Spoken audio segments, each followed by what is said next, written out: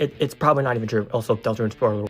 I was just spinning around my room and I just realized the fucking craziest Deltarune theory I've ever had in my entire life. Kris is the knight. Kris could actually be the knight. And it sounds absolutely preposterous, but Kris could seriously be the knight. Now, the biggest counterpoint against this is literally the chapter 3 final boss, because of, it's Kris and the team. It's literally Fun Gang versus the knight, right? But when you win, the knight's Kris. Kris is a knight now. If you do that. And if you do that, the reason I say if you do that, because you're not going to beat this your first try. That's important, because in Undertale save states and everything, saves are important. Flower uses them. I don't have full time to explain, but you know the theory of Susie being able to rewrite and it's going to be a time loop? Yeah, time loop, but Kris is the knight. They have a save file in the Dark World already, and we're erasing it. The boss music is called Black Knife. In Chapter 1, Toriel says on how Kris would ask about when their horns are going to grow in, and that's why they had the whole red ribbon thing, which the Digital fandom has, quickly done to make animations with as a reason. Well, what if Kris thought that they had horns not because they've been with the Dreamers this whole time, but because they met, their future or alternate timeline self? Also, we don't know when Kris and the Knight got into contact with each other. Also, there's that. But if it goes way far back, we know Kris has been adopted, right? Toriel is wearing the Deltarune. And one of the characters at the end credits is looking for the Deltarune. What if Kris was specifically chosen to be adopted by the Dreamers because Toriel knows something? But if there's two Kris, what about Kris's soul? Well, guess what? The knight, being Kris, has Kris's soul, and we as the players are actually controlling a corpse of Kris. Hence the chapter 2 dialogue when Kris wakes up before going to the Dark World. It's wow, you slept like a corpse all through class. Yeah, because Kris is a corpse and we're controlling them with our soul. But then how is Kris being controlling of their self throughout the game? It's what if the knight is nearby this entire time, and you don't need your soul exactly in the body in order to move you. Because we see this in the Chapter 4 Gerson, statue Gerson fight, as when Susie's being attacked, the soul moves on the screen, and then Kris is able to find Susie because of where the soul's going. It's there, it's a possibility. So what if you just need a soul nearby? And also, just for the record, because there's only one ending to Deltarune that we know of, a game over, Darkness Falls, and it's played by piano, by the way. Just by the way, so maybe that has connection. I don't know. That one's flaky. But also the appearance, the horns I mentioned because of the headband, right? But why would this knight and Kris be so much more shadowy? Well, we've been getting shadow crystals, right? Which is also what's dropped from the knight when, you win. You wanna know why? Because being knighted is passing on the torch, and this Kris becoming the knight. It's gonna pass on the shadow crystals when we're gonna merge them with Sham. They're gonna do something. They're gonna be that weapon.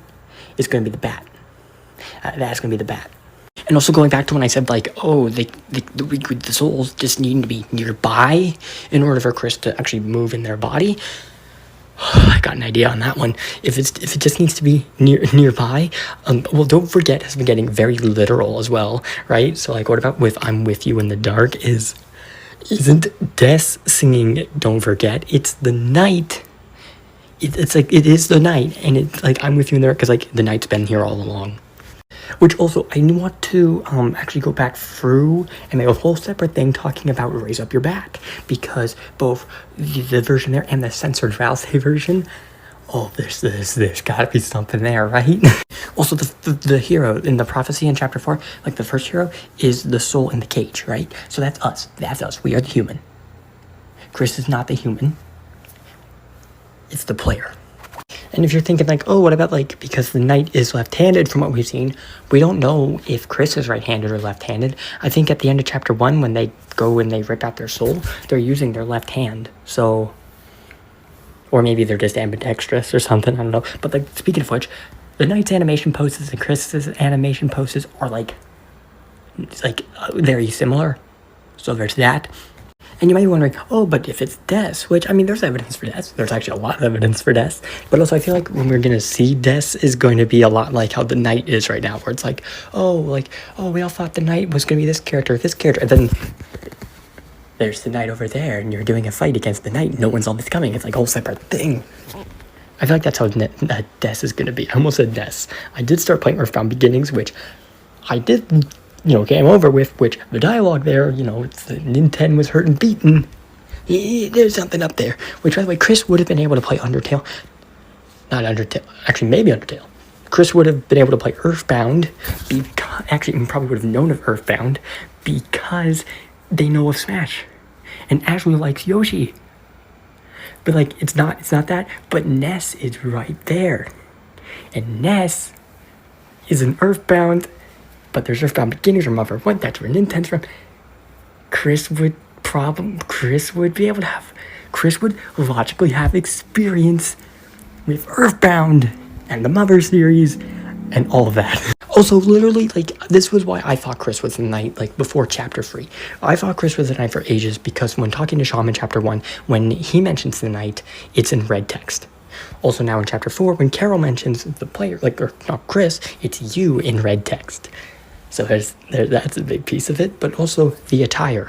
So I thought, in the prophecy, Kris was literally supposed to be, a play on the standard Knight character, fighter type. Final Fantasy 1 fighter, if you know what I'm talking about. But now as time goes on, the Knight clothing makes sense. The sword, the shield, the armor, it's all there. Also, I need to double check this, but I'm pretty sure once you beat the Knight and you get the black sword, you can use it as an item, as a weapon. I'm pretty sure it's only Kris that can equip it, right? I'm pretty sure it's just Kris that can equip it, and also the attack is, it makes sense that it's based off the Knight's type of attack, considering what the item is. But yeah, also Shadow Crystals, Shadow Crystals, dark character. If we're combining them, we've seen that we've seen that the Dark Worlds can change lighting, so maybe characters can too. This would also explain why Kris doesn't like the player, because not only are we controlling them, they are seeing this alternate timeline version of themselves. They know Kris. I'm going to say, based off this theory, Kris knows the prophecy. Or I'll say knows the prophecy, but I want to say Kris knows even more of the prophecy. Because, they've been in contact with an alternate timeline version of themselves. So the only people that really don't know the full prophecy would be Susie and the Soul. Oh, and Noelle. And standard people. But even Noelle would probably know a fair bit of a prophecy, considering she goes to church. And also, just Kris is a vessel. Based off the beginning chapter there, where it's no one can choose who they are in this world, Kris is still, to me, that's implying Kris is still a vessel. Which, if Kris is a vessel, it's not just going to be for us. It's a vessel for not just us. It's a vessel for the soul, the player, but also for something else. But why is Kris trying to start the roaring? Well, I don't know. Probably to get rid of us. Probably to start to... They know the prophecy. They probably know how it ends more. And they probably are trying to get rid of the player or something like that, right? There's something. But they're trying to start the roaring. Which is why they, on their own, are, doing things like slashing the tires or giving us different options or basically keeping us on this one path of the story. It's also why if you choose not to continue, the world's covered in darkness. But if you continue, it looks like the world's still going to be covered in darkness. Because Kris is having everything go according to plan, unless maybe the weird route changes that. But the one thing I'm trying to think about is sure, this impulse that the Knight has the Shadow Crystals. But what about the run where you don't have the Shadow Crystals? What about the run where you do the weird route? What if you do have all the Shadow Crystals? Maybe if you have the Shadow Crystals, does Kris just become the Knight? Because Kris is being knighted. And clearly resets are known because when you keep dying, it's interesting. Well, would you like to keep continuing? That's the farthest to interest. You've gotten so far this time.